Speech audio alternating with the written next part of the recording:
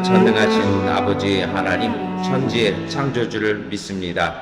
나는 그의 유일하신 아들 우리 주 예수 그리스도를 믿습니다. 그는 성령으로 잉태되어 동정녀 마리아에게서 나시고 본디오 빌라도에게 고난을 받아 십자가에 못 박혀 죽으시고 장사된 지 사흘 만에 죽은 자 가운데서 다시 살아나셨으며 하늘에 오르시어 전능하신 아버지 하나님 우편에 앉아 계시다가 거기로부터 살아있는 자와 죽은 자를 심판하러 오십니다. 나는 성령을 믿으며 거룩한 공교회와 성도의 교제와 죄를 용서받는 것과 몸의 부활과 영생을 믿습니다. 아멘. 찬송가 552장 찬송 드리겠습니다. 아침 해가 돋을 때 먼 글씨 선하여라. 나도 세상 지날 때 햇빛 되게 하소서. 주여 나를 도우사 세월호 어두운 세상 지날 때 햇빛 되게 하소서. 새로운 광음을 보람 있게 보내고 조의 일을 행할 때 햇빛 되게 하소서. 주여 나를 도우사 세월호서 않고서 어두운 세상 지날 때 햇빛 되게 하소서. 한번 가면 안 오는 빠른 광음 지날 때 귀한 시간 맞춰서 햇빛 되게 하소서. 주여 나를 도우사 세월호서 않고서 어두운 세상 지날 때 햇빛 되게 하소서. 밤낮 주를 위하여 몸과 마음을 드리고 주의 사랑 나타내 햇빛 되게 하소서. 주여 나를 도우사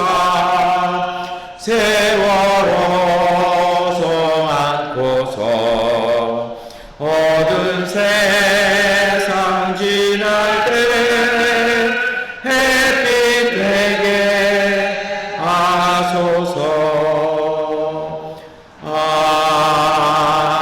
아멘. 열왕기하 22장 8절부터 13절, 23장 1절부터 3절까지의 말씀 세번역번 성경으로 함께 읽겠습니다. hil기야 대제사장이 사반 서기관에게 주님의 성전에서 율법책을 발견하였다고 하면서 그 책을 사반에게 넘겨주었으므로 사반이 그 책을 읽어보았다. 사반 서기관은 그 책을 읽어본 다음에 왕에게 가서 임금님의 신하들이 성전에 모아둔 돈을 쏟아내어 작업 감독관 곧 주님의 성전 수리를 맡은 감독들에게 넘겨주었습니다 하고 보고하였다. 사반 서기관은 왕에게 hil기야 대제사장이 자기에게 책 한 권을 건네주었다고 보고한 다음에 그 책을 왕 앞에서 큰 소리로 읽었다. 왕이 그 율법책의 말씀을 듣고는 애통해하며 자기의 옷을 찢었다. 왕은 hil기야 대제사장과 사반의 아들 아히기감과 미가야의 아들 악볼과 사반 서기관과 왕의 시종 아사야에게 명령하였다. 그대들은 주님께로 나아가서 나를 대신하여 그리고 이 백성과 온 유다를 대신하여 이번에 발견된 이 두루마리의 말씀에 관하여 주님의 뜻을 여쭈어 보도록 하시오. 우리의 조상이 이 책의 말씀에 복종하지 아니하고 우리들이 지키도록 규정된 이 기록대로 하지 않았으므로 우리에게 내리신 주님의 진노가 크고 왕이 사람을 보내어 유다와 예루살렘의 모든 장로를 소집하였다. 왕이 주님의 성전에 올라갈 때에 유다의 모든 백성과 예루살렘의 모든 주민과 제사장들과 예언자들과 어른으로부터 아이에 이르기까지 모든 백성이 그와 함께 성전에 올라갔다. 그때 왕은 주님의 성전에서 발견된 언약책에 적힌 모든 말씀을 크게 읽어서 사람들에게 들려주도록 하였다. 왕은 기둥 곁에 서서 주님을 따를 것과 온 마음과 목숨을 다 바쳐 그의 계명과 법도와 율례를 지킬 것과 이 책에 적힌 언약의 말씀을 지킬 것을 맹세하는 언약을 주님 앞에 세웠다. 온 백성도 그 언약에 동참하였다. 아멘. 네, 열왕기하 22장 말씀은 사실은 그 신앙 공동체에겐 중요한 말씀이기도 합니다. 이 말씀에 나오는 이 왕은 요시아라는 왕입니다. 그 할아버지가 참 유다 역사의 최고의 극악한 왕 므낫세였고요. 그의 아버지 또한 만만치 않은 사람이었습니다. 그래서 반란이 일어나서 이 신하들이 그 왕을 처단했어요. 그리고 나서 이제 이 손자를 어린 아들, 그래서 8살 때 왕에 즉위한 게 요시아 왕입니다. 근데 요시아는요, 자기 할아버지하고 아버지하고 좀 달랐던 것 같습니다. 정치를 굉장히 잘했던 것 같아요. 그리고 28살이 되었을 때, 이 사람이 이제 자기 정치를 시작을 하는 겁니다. 아마도 그 전까지는 어렵기 때문에 우리가 뭐 사극에서 잘 보시는 것처럼 섭정을 이렇게 했던 것 같습니다. 그런데 그 첫 정치의 하나가 무엇이었냐면 성전을 수리하는 것이었습니다. 원래 예루살렘 성전은요, 한쪽에 영보궤를 두어서 성전 수리 기금을 두었어요. 그런데 재밌는 거는 그때까지 아무도, 어떤 왕도 그 수리 할 수 있는 헌금을 열어서 수리한 사람은 단 한 명도 없었습니다. 왜 그랬을까요? 이런 것이었을 것 같습니다. 뭐냐면 구약학자들은 이렇게 짐작을 합니다. 수리할 때는 굉장히 많았을 거예요. 그런데 문제는 그 헌금이 그렇게 많지 않았을 거라고 그들도 생각하는 거죠. 그렇게 되면 왕실 재산이 들어가야 되잖아요. 그게 싫었던 거죠. 그러니까 이제 비가 새면 새는 대로, 뭐가 헐면 허는 대로 그냥 놔뒀던 것입니다. 그런데 요시아 왕은 즉위하자마자 그렇게 했다라는 거죠. 그리고 그것은 사실은 정치적인 포석이기도 합니다. 이제는 하나님에 대한 야훼 신앙대로 다윗이 물려준, 자신의 조상이 선조가 물려준 대로 정치하겠다라는 것이기도 합니다. 그래서 이제 그 연보궤를 열어서 수리를 하는데 그 연보궤에서 성경책이 발견됩니다. 사실은 그 성경책이 오늘 우리가 읽고 있는 신명기의 말씀이기도 합니다. 신명기 말씀은 특징이 있어요. 신명기 말씀은 이 4가지 패턴이 돌아갑니다. 그것은 하나님의 부르심, 백성들의 범죄, 그로 말미암은 하나님의 심판, 그리고 그 죄 때문에 인한 징벌들, 그리고 나서 백성이 회개할 때 하나님께서 다시 회복시켜주는 이 4가지 사이클이 계속 반복됩니다. 그래서 하나님께서 신명기의 말씀은 이 언약을 지키면 내가 큰 복을 주시겠다라는, 그러나 여기에서 벗어나면 너희가 어렵게 된다라는, 병들게 된다라는, 심판받게 된다라는 내용이 그 하나님의 약속이 담겨 있는 게 신명기입니다. 그래서 제목이 신명기라고 부르는 이유는요, 신명기라는 말은 사실은 복사하다라는 뜻입니다. 그래서 원래 유대 왕실에 이런 가르침이 있었어요. 항상 왕을 즉위할 때마다 다윗이든 솔로몬이든 하나님이 주었던 것이, 이 왕자가 견고하기 위해서는 매일같이 하나님의 말씀을 다시 말하면 그 시대에는 복사기 없었죠. 어떡합니까? 필사하는 거죠. 사본으로 옮겨 적어서 항상 옆에 두고 그 말씀을 읽고 통치하라고 하셨는데요. 그렇게 할 때의 복사, 이것이 바로 신명기입니다. 그러니까 신명기의 말씀은 유다 왕실에게 주신 말씀이었던 것입니다. 이 잃어버렸던 말씀이 나온 거죠. 왜 잃어버렸을까요? 중간중간에 뭐 북쪽 이스라엘 따라서 가나안 신앙도 들어오고 막 이렇게 되니까 그 불편하잖아요. 이게 불편하면 어떻게 됩니까? 다 지워버리잖아요. 그러다 보니까 아마 성경책도 왕들이 정통성을 잃어버리니까 지워버렸던 것 같습니다. 그러니까 모든 그 성경책들, 두루마기 성경을 다 불사르고 다 없애는 과정 중에 이름 모를 어떤 사람이 하나님의 손길이 아무도 왕들이 절대로 열지 않을 것이라고 생각했던 그 성전 연복에다가 딱 사본 하나를 여기다 담아둔 것이 요시야 때 발견된 것입니다. 그리고 나서 이 말씀을 읽고 나서 요시야 왕이 감동을 받습니다. 요시야 왕뿐 아니라 왕실 전체가 감동을 받고 백성들과 함께 읽으면서 다시 계약을 갱신합니다. 그런 표현들이 어디에 나오냐면 오늘 말씀의 그 맨 밑에 있는 23장 3절에 거의 끝쪽에 있어요. 그 3절에 나옵니다. 3절 말씀 우리가 함께 읽겠습니다. 왕은 기둥 곁에 서서 주님을 따를 것과 온 마음과 목숨을 다 바쳐 그의 계명과 법도와 율례를 지킬 것과 이 책에 적힌 언약의 말씀을 지킬 것을 맹세하는 언약을 주님 앞에서 세웠다. 온 백성도 그 언약에 동참하였다. 아멘. 오늘 본문 보면 요시야 왕이 어디에서 이 의식을, 하나님과 약속을 다시 체결하는 것을 벌입니까? 우리가 갖고 읽은 성경에는 기둥곁이라고 나와 있고요. 개역개정성서에서는 단이라고 나와요. 그래서 사실 이런 것 때문에 저는 세번역 성서를 읽으시라고 더 권해드리는 이유인데요. 단이면 그냥 높은 거를 우리가 생각하잖아요. 근데 히브리어 원어에서는 기둥이라고 나와요. 얼마 전에 기억하실 겁니다. 아달리아가 쫓겨나던 자리요. 그래서 어린 7살짜리 왕자가 왕으로 등극할 때 어디에서 등극했습니까? 즉위식을 기둥 옆에서 했다고 나오잖아요.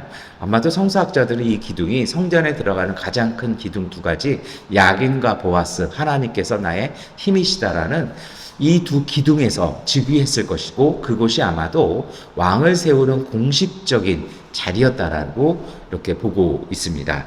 그래서 그 런던 박물관에 가시면 야긴과 보아스 이 기둥, 솔로몬이 세웠던 이 기둥이 거기에 전시되어 있습니다. 그러니까 이 왕이 기둥 옆에서 했다라는 거는요. 그리고 이게 단이 아니라 기둥이라는 표현을 쓴 거는 무엇입니까? 왕이 대관식을 다시 했다라는 거예요. 그 얘기 뭐냐면 지금까지 내 통치 의미 없다라는 겁니다. 비로소 이제 유다 왕의 그 정통성은 어디에 있습니까? 하나님의 말씀을 가지고 통치하는 것, 하나님의 말씀을 가지고 백성을 인도하는 사람, 그 지도자, 그 자리로 이제 유다 왕실은 돌아오겠다라는 걸 선언하는 것입니다.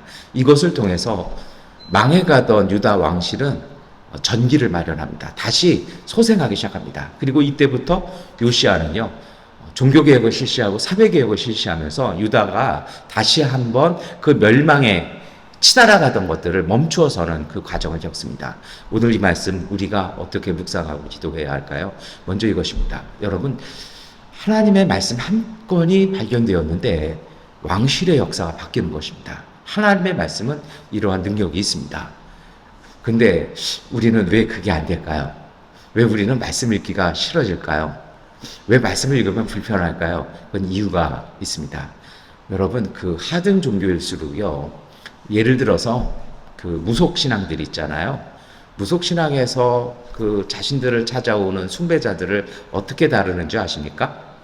제일 먼저 첫 작업은 일단은 비하하고 봅니다. 어떤 무당이든 존댓말을 하는 무당은 못 보셨을 겁니다. 일단은 깔아놓고 시작합니다. 왜요? 복종시켜야 되니까요. 두 번째로 어떻게 합니까? 그것이 신기인지 아니면 기술인지는 모르겠습니다. 거의 기술에 가깝죠.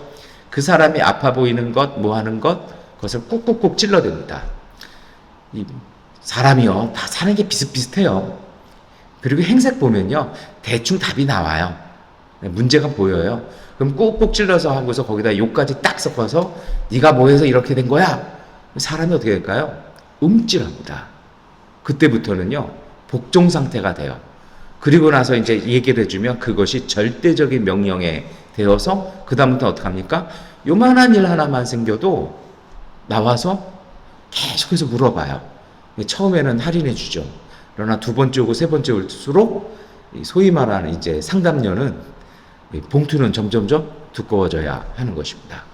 그렇게 해서 어떻게 하는 겁니까? 인간을 복속시킵니다. 그런데 하나님은 오늘 우리를 그렇게 하지 않습니다. 여러분, 좋은 스승일수록, 좋은 부모일수록 자녀를 질책하거나 몰아붙이지 않습니다. 좋은 스승일수록 학생을 막 몰아붙이지 않아요. 진짜 부모와 참된 스승은 어떻게 가르칩니까? 자기 스스로 깨닫게 해줍니다. 왜요? 몰아붙이면요, 인간성이 파괴가 됩니다. 창피해요. 창피하고 내 모든 것이 드러나면 수치심이 시작되면요, 그때부터 사람은 무너지기 시작합니다. 에덴 동산에서 아담과 하와가 범죄했습니다. 근데 하나님께서 아담을 통해서 뭐라고 얘기하십니까? 내가 지금 어디 있느냐? 뭐 어쩌고저쩌고 얘기를 해요. 하나님께서 그걸 왜 먹었는데? 이런 얘기가 없어요. 너한테 그 부끄러운 걸 누가 가르쳐줬니? 계속해서 우회하면서 가시잖아요. 왜 그렇습니까? 하나님이 원하시는 것은 우리 스스로 깨달아 갈 수 있도록 하나님 우리를 이끄십니다. 그것은 죽음과 파멸과 정죄와 심판의 목적이 맞춰 있는 것이 아니라 하나님은요, 오늘 우리가 스스로 우리 자신을 깨닫고 우리 스스로 길을 찾아 나갈 수 있도록 하나님은 우리를 이끌어 가시는 것입니다. 그래서 성경은 그런 의도와 그러한 마음과 그러한 배려로 기록되어 있습니다. 그러다 보니 성경 말씀을 읽다 보면 마음이 불편해지기도 합니다. 왜요? 나와는 상관없는 부분을 읽으면 그냥 좋네 읽을 수 있어요. 그런데 성경 말씀은 성령이 주시는 감동으로 읽혀지는 것이기에 어떤 부분에 가면은 마음의 핵심을 꽉 찌르는 데가 있습니다. 그곳에 가면 마음이 다쳐요. 근데 여러분 거기에서 신앙이 나오는 거죠. 그것을 끌어안고 넘어가시는 분이 있고요. 그것 때문에 주변 언저리를 빙빙빙빙 도시는 분들이 있습니다. 여러분, 하나님의 말씀은요, 사실 그러한 것 때문에 우리가 읽기 부담스럽습니다. 우리의 마음이 그런 게 아니에요. 영적으로 싫어지는 거죠. 내 자신이 드러나는 게 싫고 수치스러워집니다. 그런데 그러한 상황이 되어지면 두 번째는 어떤 상태가 되냐면, 그럼 뭔가 불안해요. 내가 뭔가를 찔린 것 같아요. 그럼 우리가 사람 반응이 그렇잖아요. 옆구리 한번 옆에 있는 분 푹 찔러 보십시오. 움찔하면서 뭘 움직여야 돼요. 사람이 당황하면 뭔가를 해야 돼요. 그게 사람의 심리고 사람이 그렇게 창조가 되어 있죠. 그게 보호심리입니다. 그러다 보니까 뭔가 당황스럽고 뭔가 이게 훅 들어오는 것 같으니까 방어하고 싶으면 자꾸 뭔가를 하려고 그래요. 교회도 그렇습니다. 교회에 뭔가 문제가 생겼어요.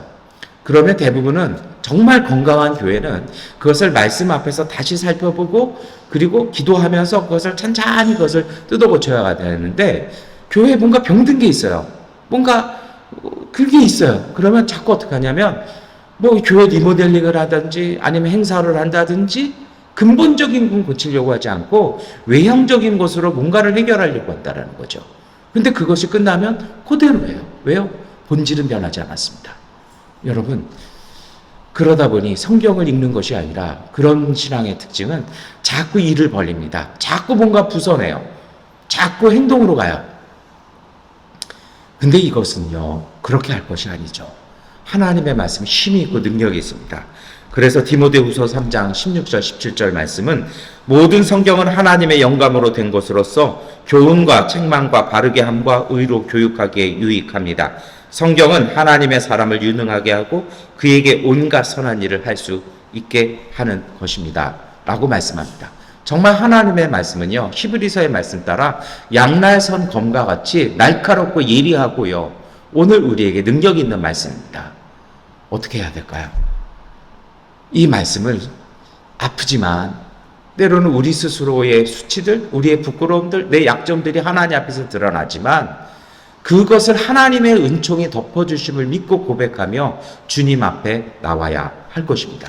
요시야 왕은 그 선대 왕들 그 누구도 못했던 일들이요, 다윗 왕이 등극하면서 주어졌던 신명기 말씀을 왕들이 스스로 지워버리고 불태워버리고 없애버렸던 그 말씀 중에 유일하게 남았던 그 하나님의 말씀이요, 요시야 때 발견됩니다. 하나님은 정말 하나님 앞에 나아가고 싶었던 그 왕에게 그 말씀을 주신 것이죠. 자신의 그 말씀에 비춰보면 자기 아버지의 죄악이 드러납니다. 자기 할아버지의 죄악이 들어옵니다. 오늘 우리가 말씀을 다 읽지는 않았습니다. 그 중간에 이런 말씀이 있습니다.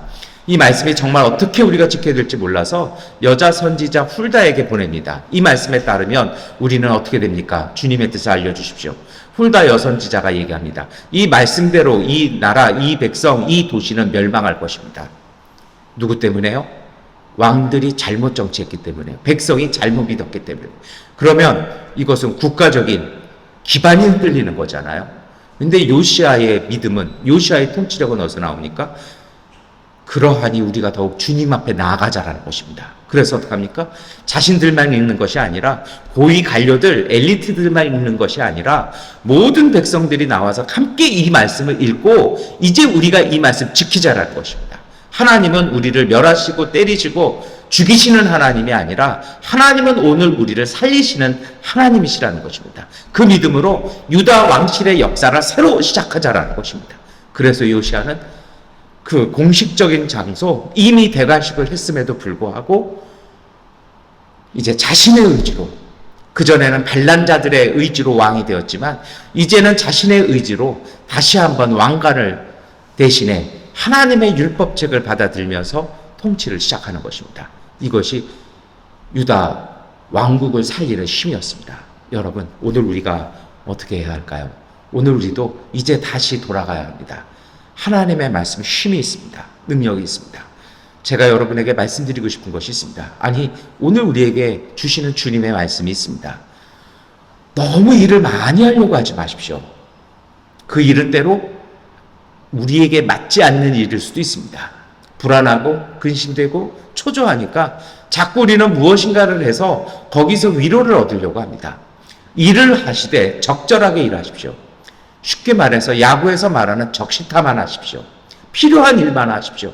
너무 많은 에너지를 소모하지 마십시오. 너무 피곤해하지 마십시오. 그것은 주님의 은혜가 아닙니다. 하나님의 은총은요, 일을 할수록 기쁩니다. 일을 할수록 행복합니다. 결과에 상관없습니다. 그 일을 할수록 뿌듯해지는 쉼이 있고 회복이 있습니다. 그런데 그것이 아니라면 잠시 멈추어 쓰셔야 합니다. 왜 그러냐고요? 그것은 불안해서 나오는 일이라면 그것은요, 마치 거머리가 오늘 우리에게 붙어서 피를 뽑아먹는 것과 같습니다. 정말 써야 될 에너지를, 하나님 주신 힘들을 엉뚱한 데 가서 소진하는 것과 마찬가지라는 것입니다. 군인도 그래요. 정말 특수한 훈련 받고요, 정예병력들은요, 총을 쏘라고 해도 연발로 쏘지 않습니다. 정말 쏘아야 할 때만 쏩니다. 그래서 그들은요, 탄약도 몇 발 안 갖고 전투에 나갑니다. 그렇게 수백 발, 수천 발 그들에겐 필요 없습니다. 쏘아야 할 몇 발만 쏴서 적의 지휘관만 어떻게 하든지 아니면 폭탄을 터뜨리든지 그 한 발이 만 발, 수십만 발의 위력을 할 수 있는 게 정예병입니다. 오늘 우리는 그리스도의 군사입니다. 하나님께서 우리에게 힘 주시고 우리에게 생명 주셨습니다. 적절히 하십시오. 어떻게 해야 할까요? 하나님의 말씀을 읽으셨다라면요, 잠잠히 기다리십시오. 주님의 말씀은 오늘 우리로 깨닫게 합니다. 요시아의 왕실이 읽었던 이 말씀은 자신들의 처지, 자신들의 상황, 자신들의 앞날을 적나라하게 보여주었습니다. 여러분, 사람이, 우리가 아프면 약 먹잖아요.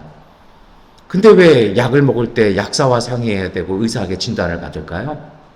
그것은 환자의 상태에 따라 그 약을 얼마만큼 먹어야 되고 무엇과 함께 먹어야 되고 언제까지 먹어야 될지를 그들은 알기 때문입니다.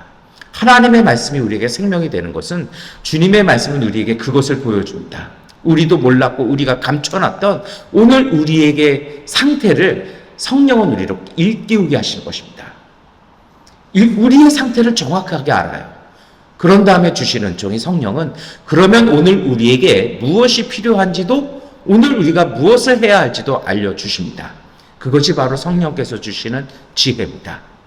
그 성령의 지혜를 따라 말씀을 읽고 깨닫고 회개하고 잠잠히 주님의 음성을 기다릴 때 오늘 우리 속에, 마음속에, 생각 속에 밝고 환하게 다가오는 일이 있습니다. 그리고 정말 어둠 속에서요, 작은 구름 한 조각처럼 떠오르는 일들이 있습니다. 내가 이것을 해야겠구나.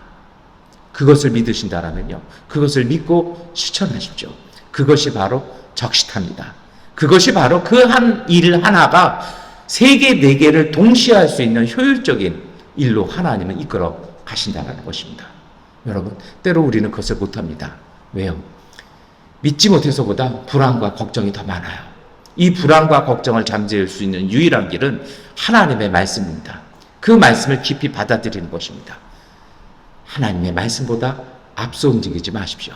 정확하게 하나님의 말씀을 듣고 움직이시기를 축원합니다. 여러분, 마지막으로 한 말씀 더 드리겠습니다. 한 공동체가, 한 가정이, 한 기업이 살아나는 데는 한 사람만으로는 부족합니다. 그래서 공동체라는 표현을 쓰죠. 오늘 이 역사가 어디에서 시작되어집니까? 성전에서, 헌금함에서 율법책이 발견됐습니다. 아마도 역대 대제사장들은 알았을 것 같아요. 이걸 누가 제일 먼저 발견합니까? 대제사장이었던 실리야가 발견합니다. 발견해서 어떡합니까? 왕의 측근이고 상담자였고 자문관이었던 서기관 사반에게 줍니다. 사반이 읽고 감동을 받아요. 감동을 받고 나니까 어떡합니까? 다른 사람에게 줘요. 모두가 읽기 감동을 받습니다. 그리고 왕이 읽어요. 그리고 어떡합니까? 예언자의 음성을 듣습니다. 하나님의 말씀이 밑에서부터 위로, 그리고 위에서부터 밑으로 모든 백성에 이르기까지 흘러가기 시작합니다. 그래서 오늘 우리가 읽었던 말씀의 맨 마지막에 어떻게 끝납니까? 온 백성도 그 언약에 동참하였다. 요시야 한 사람뿐 아니라 모든 공동체가, 모든 국가가 다 동참했다는 것입니다. 한 기업, 한 가정, 한 교회가 회복되어지고 성장하는 힘의 동력은 바로 이것입니다. 한 사람이 읽은 말씀으로 끝나는 것이 아니라 그 읽어 깨달은 말씀이 공동체 모두에게 흘러나갈 때 참된 변화와 열매는 맺어지는 것입니다. 그래서요, 정말 하셔야 될 일이 있어요. 일을 많이 하시는 것이 아니라 우리가 받은 그 은혜를 함께 나누시고 한 마음 되시기를 사모하십시오. 가족이, 기업이, 한 교회가 마음 먹고 뜻을 모아서요, 주신 말씀 붙잡고 같은 목표로 함께 기도하고 애쓸 때 각자의 받은 위임에 따라, 그 은사에 따라 우리가 다양한 자리에서 일을 합니다만 그 모두를 향해서 하나님은 우리에게 부흥의 역사를 주실 것입니다. 왕은 왕의 역할을, 서기관은 서기관으로서, 제사장은 제사장으로서, 예언자는 예언자로서요, 백성은 백성으로서 모두 한 마음 되었을 때 이제 망하기에 급급한 유다 왕국은 망하는 자리가 아니라 다시 회복의 역사를 준비하기 시작하는 것입니다. 오늘 이 말씀의 역사가 우리의 가정과 일터 가운데, 우리 교회 가운데 충만하시기를 축원합니다. 기도하겠습니다. 전능하신 아버지 하나님, 오늘 주님의 성령께서 함께 해주시고 하나님의 말씀을 주저하고 두려워하는 것이 아니라 사모함과 간절함을 가지고 주님의 말씀을 읽게 하여 주옵소서. 눈으로 읽는 것이 아니라 마음으로 읽게 하시고 삶으로 읽게 하시고 간절함을 갖고 읽을 때 성령께서 주시는 깨닫는 그 음성 소중히 듣게 하시고 그 음성 따라 하나님이 이끄시는 오늘 우리의 삶 속을 성실함으로 살아 하나님의 역사 이루게 하여 주옵소서. 오늘 우리가 시작하지만 조금 지나면 우리의 이웃이, 우리의 가족이, 우리와 함께하는 모든 이들이 성령 안에서 연합되어 한 몸이 이룬다라는 그 믿음으로 승리하는 믿음의 공동체 되게 하여 주옵소서. 예수 그리스도의 이름으로 기도드립니다. 아멘. 하나님께 기도하는 시간을 갖겠습니다.